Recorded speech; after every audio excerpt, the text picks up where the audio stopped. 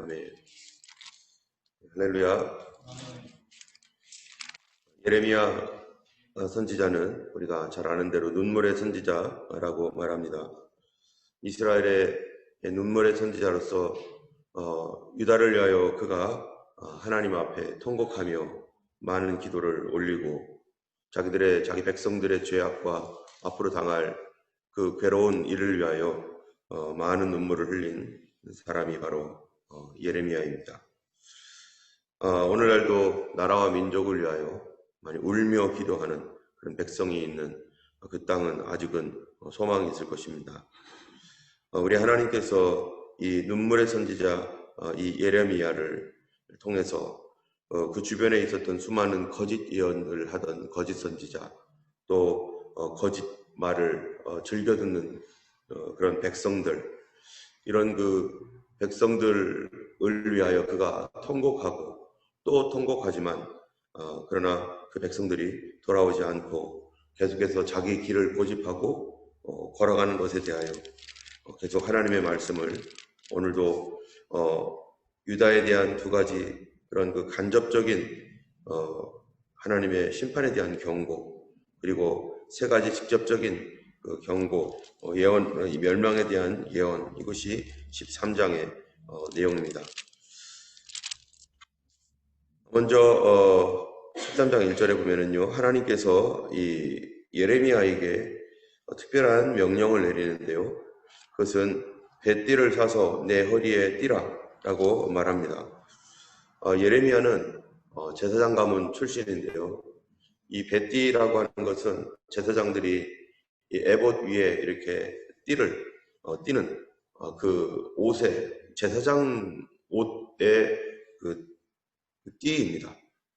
이 제사장 옷의 띠이기 때문에 이 뱃띠를 사서 내 몸에 그 띠라 하신 그 의미가 그냥 우리가 가지고 있는 가죽띠, 허리띠 이런 정도의 의미가 아니라 그것이 가지고 있는 특별한 의미가 있습니다. 그것은 제사장의 띠이기 때문에 그렇습니다.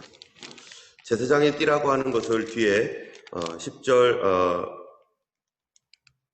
9절, 10절, 또 11절 여기를 보면은 그게 무슨 의미인지 하나님께서 설명을 해줍니다. 그것은 바로 띠가 제사장에게 속하여 있던 띠인 것처럼 이스라엘은 나의 띠와 같이 바로 나에게 속하였다. 그 이스라엘을 하나님께서 이 땅에 무엇으로 부르셨냐면은 그냥 하나님의 백성으로 부른 것이 아니라 그 나라를 제사장 나라로 부르셨다는 거죠. 하나님께서 이스라엘을, 유다를 제사장 나라, 거룩한 소유된 백성으로 하나님께서 부르셨는데, 하나님께서 이 띠를 통해서 이 이스라엘이, 유다가 멸망받을 수밖에 없는 이유에 대하여 간접적으로 경고하고 선고하고 있는 것입니다. 이 예레미야에게 하나님께서 어느 날 이 띠를 사서 내 허리에 묶고 그 다음에 물에 적시지 말라. 그리고 하나님께서 이 띠를 가지고 있다가 갑자기 어느 날 또 말씀하시는 거예요. 이 띠를 4절에 보면은 너는 사서 내 허리에 띈 띠를 가지고 가서 일어나 유브라데로 가서 거기에서 그것을 바위 틈에 감추라. 유브라데는 지금 이 예레미야가 어디 있는 사람입니까? 이 이스라엘의 예루살렘에 있는 사람이에요. 근데 유브라데는 지금 어디에 있냐? 시리아에 있는 그런 그 시리아 넘어서 터키에 이렇게 있는 곳에 있는 곳이 유브라데 강입니다. 그러면은 예루살렘에서부터 유브라데까지는 비행기로 가야 될 거리예요. 1000km에서 약 1200km가 됩니다. 근데 이게 지금 약 2600년 전, 2500~600년 전의 일이니까 지금 그 당시에는 뭐를 가지고 가야 되냐면 말을 타고 가거나 아니면 걸어가거나 하여튼간 지금과는 전혀 다른 수단을 통해서 유프라데까지 가야 되는 것이죠.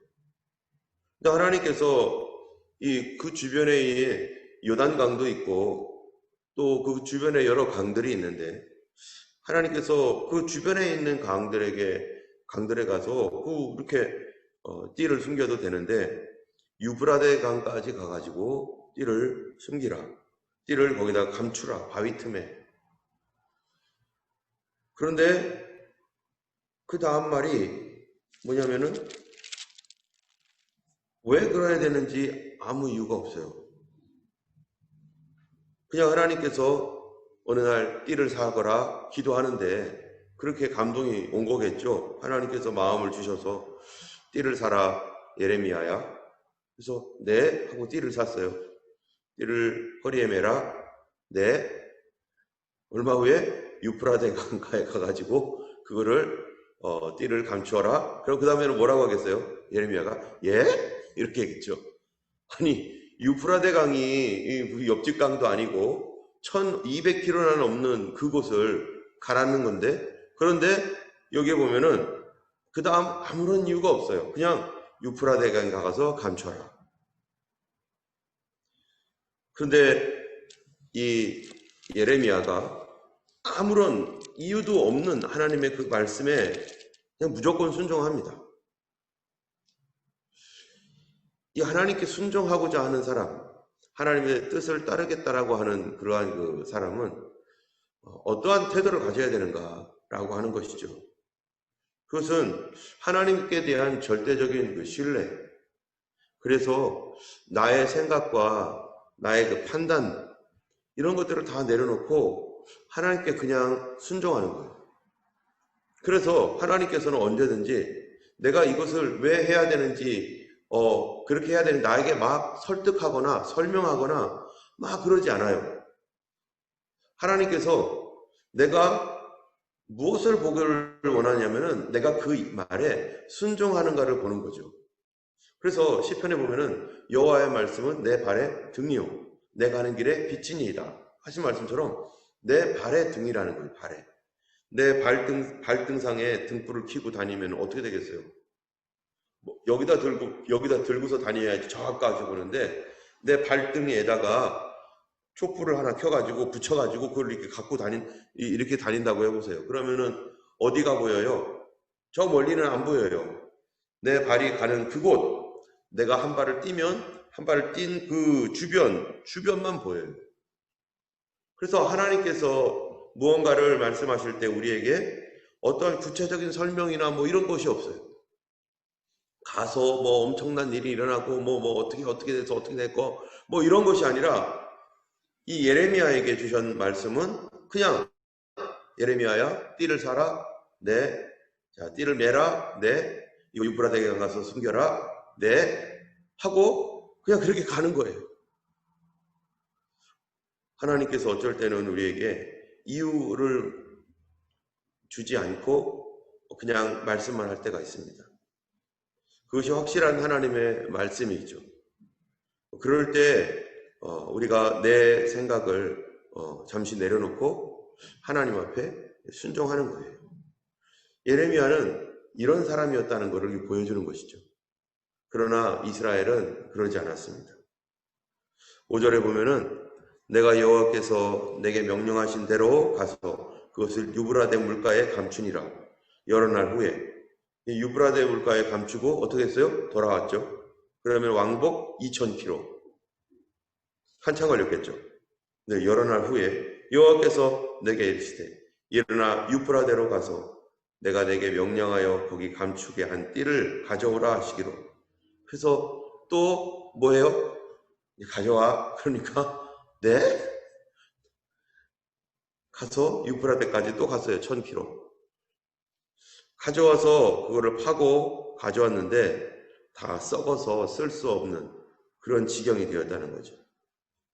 더 이상 이거를 쓸 수 없는 그런 지경이 되었을 때 이 예레미야의 심정이 어떻겠어요? 아니 띠를 사서 거기 가가지고 감추고 그리고 갔다 왔다가 또 가서 그걸 가지고 왔는데 다 썩어 문드러진 것이고 예레미야가 이거를 철저히 자기 몸으로 체득을 한 겁니다. 자기 몸으로 아주 그냥 이 어마어마한 그 시간과 노력을 들여서 이 한 가지 교훈을 얻고자 하나님께서 주시는 말씀을 자기 몸으로 직접 체험하는 그런 예레미야죠. 그래서 예레미야가 너무 허무한 거 아니에요? 이거 유브라데강까지 가가지고 받았는데 이거 엄청난 노력을 들였는데 어떻게 된 거예요? 너무 허무한 거예요. 아니 내가 겨우 이거 하려고 왔나? 그런데 8절부터 11절까지가 왜 그렇게 했는지 하나님께서 설명해 줍니다. 누구에게 설명하는 거예요? 예레미야에게. 왜 하나님께서는 이런 엄청난 노력을 들이고 헛된 일을 하고 돌아온 예레미야에게 이 설명을 할까요? 하나님의 뭐를 알려주려고요? 심정. 하나님의 심정이 뭔지 그거를 알아야만 밖에 나가서 외칠 수가 있는 거죠. 내가 그냥 주는 메시지 듣고 그렇구나. 하나님 마음이 많이 아프시겠네? 그러고서 나가서 외치면 어떻게 되겠어요? 여러분 하나님 마음이 많이 아프시대요. 그러지 마세요. 이 정도로 외치겠지만 예레미야는 하나님의 마음이 어느 정도일지를 하나님께서 직접 체험하게 하시는 거예요. 여러분 우리가 예수님께서 이 땅에 오셔서 고난을 당하시고 사람의 몸으로 오셔서 살아가셨을 때 이 사람의 몸으로 살아가셨던 33년 동안 그리고 십자가에 달려 죽으셨을 때 히브리서에 보면은 예수님이 몸으로 체유를 하셨다는 거예요. 그 몸으로 다 체유를 하신 거예요. 예수님께서 그냥 어느 날 갑자기 오셔가지고 하나님의 아들로 오셔서 나 죽여라 해가지고 그냥 이게 죽으신 게 아니라 어렸을 때부터 30년 동안 그 인간의 몸을 입고서 얼마나 하나님이 되셨다가 인간의 몸이 되신 예수님 얼마나 부자연스럽고 답답하고 그렇겠어요.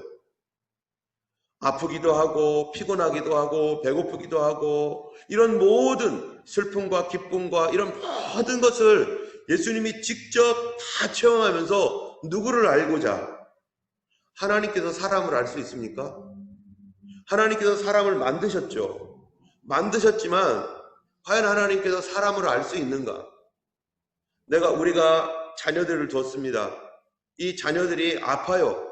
그럼 자녀가 어떻게 아픈지를 부모는 마음이 아프지만 그가 직접 얼마나 아프고 어떻게 아픈지는 내가 자녀가 되어 보지 않으면은 내가 그 사람이 되어지지 않으면은 알 수가 없는 거죠. 내 사랑하는 아내와 남편이 힘들 때 내가 직접 그 사람의 몸속으로 들어가가지고 그와 동일하게 체험을 하지 않는 한 아이고 어떡하냐 힘들지 괴롭지 이렇게 위로는 해줄 수 있지만 그 마음이 얼마나 쓰라리고 아픈지는 내가 직접 체험을 못하는 거죠. 하나님께서 사람을 만드셨어요. 창조하신 하나님이죠. 그런데 창조하신 하나님이 사람이 고통과 괴로움을 당할 때 참 너 고통스럽겠다 괴롭겠다 아프겠다 이렇게 하나님께서 말씀은 하실 수 있어도 그 고통과 괴로움을 직접 몸으로 당하지 않기 때문에 우리가 어떤지를 모르는 거죠. 그런데 하나님께서 그 육신을 입고 말씀이 육신이 되어 우리 가운데 거하셨다라고 하신 말씀처럼 예수님이 하나님으로서 이 인간을 구원한 게 아니라 예수님이 직접 사람이 되어서 인간에 당한 모든 그 고난과 어려움과 희노애락을 다 겪고 그리고 마지막에 우리 죄를 위한 희생제물로 십자가를 지고 예수님이 채찍에 맞고 끌려가는 그 고통, 사람으로서 당해야만 할 모든 고통을 예수님이 직접 체험하시고 우리가 얼마나 어떠한 존재인지를 예수님이 직접 알고 계시다는 거죠. 때문에 우리가 예수님을 믿지만 지금 이렇게 신앙생활을 하면서 세상에서 살면서 여러 가지 어려운 일을 부닥치고 그것 때문에 갈등하고 또 즐거움, 괴로움, 또 여러 가지 혼란스러움 이런 모든 것들을 주님이 직접 체험하고 채우라고 심지어 고난과 고문까지 받았던 예수님 그거를 통해서 우리가 어떠한지를 주님이 잘 알고 있다는 것입니다. 그래서 우리를 위하여 고난당하신 예수님이기 때문에 우리를 능히 도우실 수가 있는 거예요. 우리의 고난 속에 동참했던 예수님이기 때문에 예수님은 우리의 심정을 누구보다도 잘 알고 있고 오히려 예수님은 우리보다 더 고난을 당하신 분, 더 괴로움을 당하신 분, 하나님의 아들이지만 조금도 그 고난을 제하지 아니하고 그대로 체험하시고, 그렇기 때문에 예수님은 중보자가 될 수 있는 거예요. 하나님이셨지만 사람이 되셔서 사람의 심정도 잘 아시고 하나님의 마음도 잘 아시고, 중보자는 양쪽을 다 알아야 되잖아요. 양쪽을. 그런데 가톨릭에서는 어떻게 마리아가 중보자랍니까? 마리아가 중보자가 될 수 있어요? 마리아는 절대 중보자가 될 수 없어요. 왜요? 마리아는 하나님이 아니었잖아요. 마리아는 사람이었죠. 이 세상에 누가 하나님과 우리 사이에 정말로 중보자로서 우리의 심정도 다 알고 하나님도 다 아는 그런 중보자가 될 수 있습니까?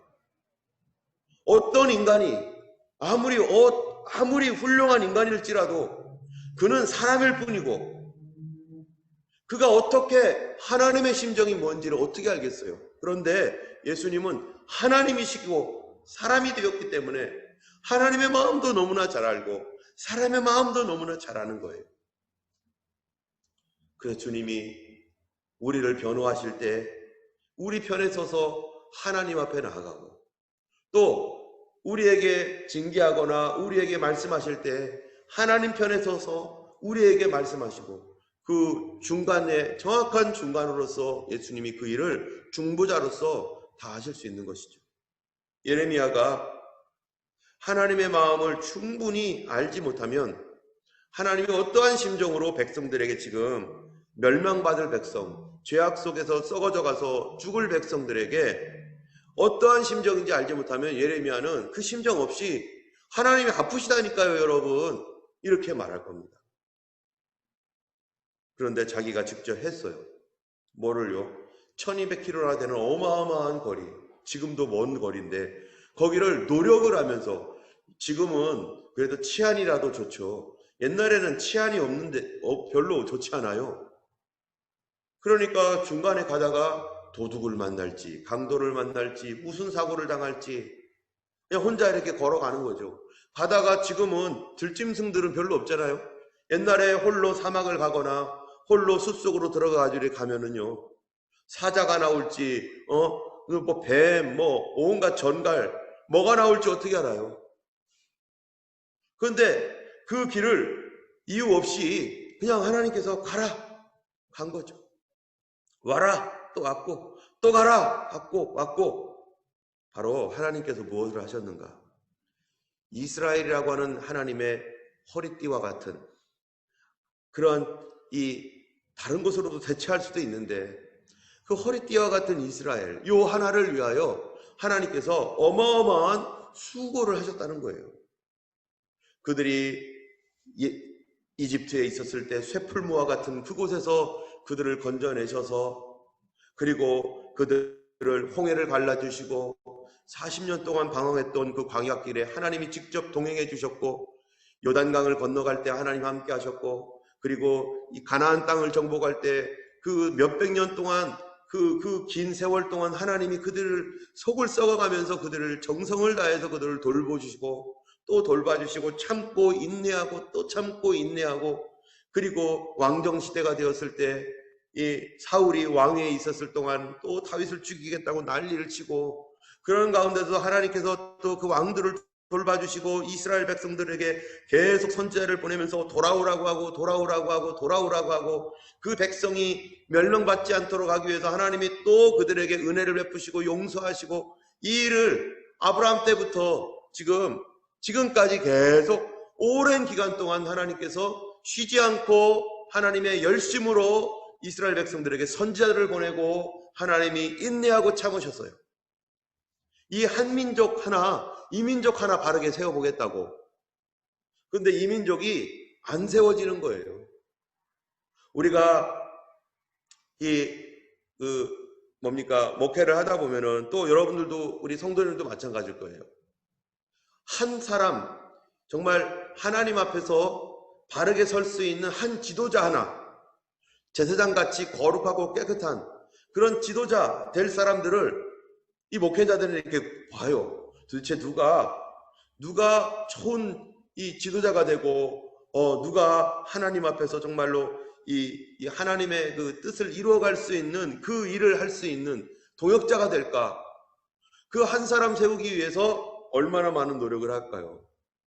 지금 제 아내가 에버레진 선교를 다녀왔지만 거기에 있는 많은 그 에버레진 선교하시는 분들, 또 저쪽 그 어디예요?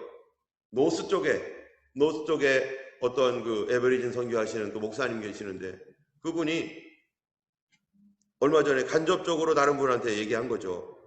뭐라고 하냐면은, 나는 이제 나이가 많아서, 한국 목사님이신데, 나는 이제 나이가 많아서 더 이상 여기서 이 일을 할 수 있는 기운도 없는데, 근데 이 일을 감당할 만한 사람을 아직도 세우지 못했다.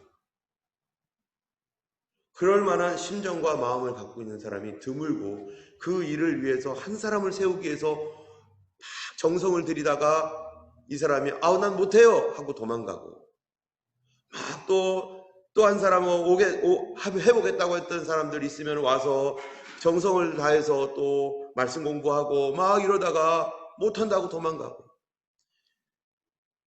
또 에브리진 중에서 지도자를 세우기 위해서 막 그렇게 막 열심히 애를 쓰다가 보면은 나중에 잘 섰는가 보면은 나중에 돈 따라가고 마약 따라가고 또 도망가고, 한 사람을 바르게 세워 나가는 데 있어서 얼마나 많은 수고를 하고 노력을 하는데 그래도 세워지기가 어렵다.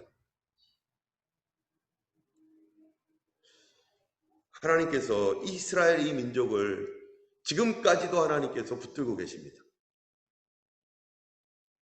하나님께서 이 일을 위해서 그 하나님의 심정이 느껴지는 거예요. 예레미야가 갔다 유프라테까지 가는 그 수고, 다시 돌아오는 수고, 또 가는 수고, 엄청난 수고를 다 했는데 4,000km를 왔다 갔다 했는데 결국 뭐가 된 거예요? 썩은 띠가 돼버렸어요. 이게 하나님의 마음이에요.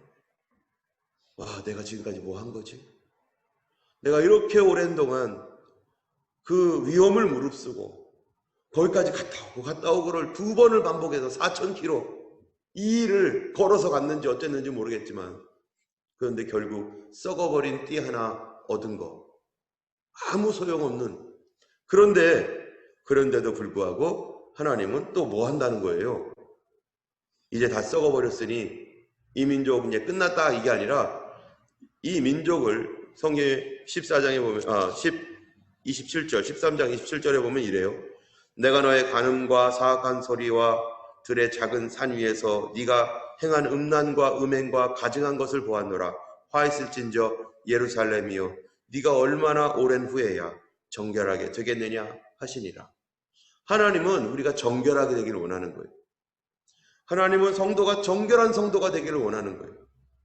그런데 사악과 음란과 또 음행과 가증한 일로 하나님을 떠나고 있는, 그게 인간의 어떤 본 모습이라는 거죠.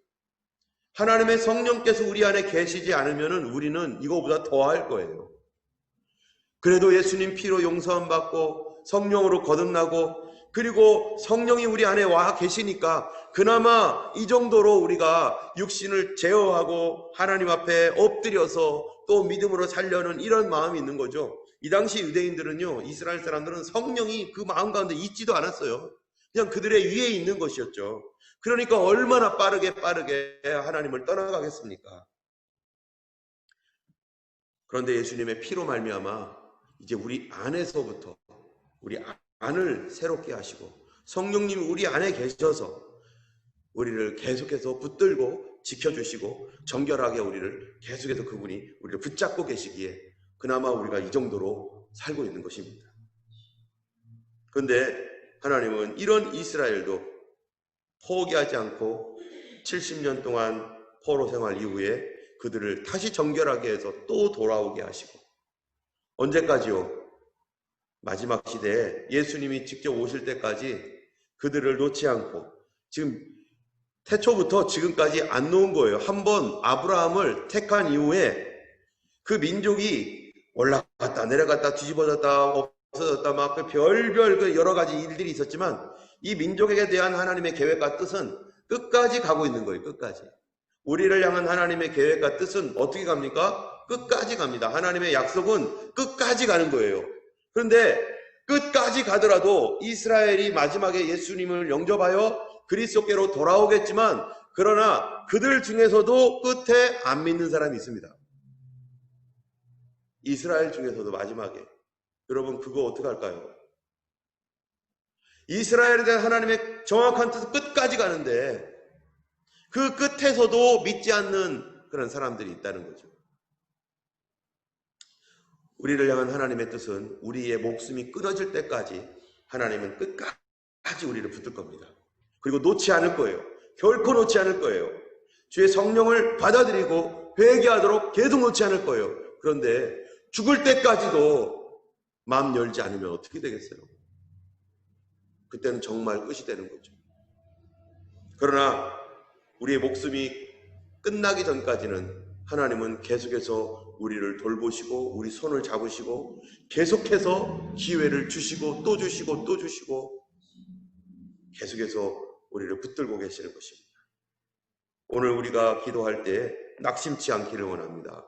하나님은 지금 나와 함께 하시고 나를 붙들고 계시고 돌아오면 언제든지 우리를 영접해 주시고 안아주시고, 우리 하나님의 백성들을 하나님은 그 피로 샀기 때문에 결코 하나님도 포기하지 않는 것이죠.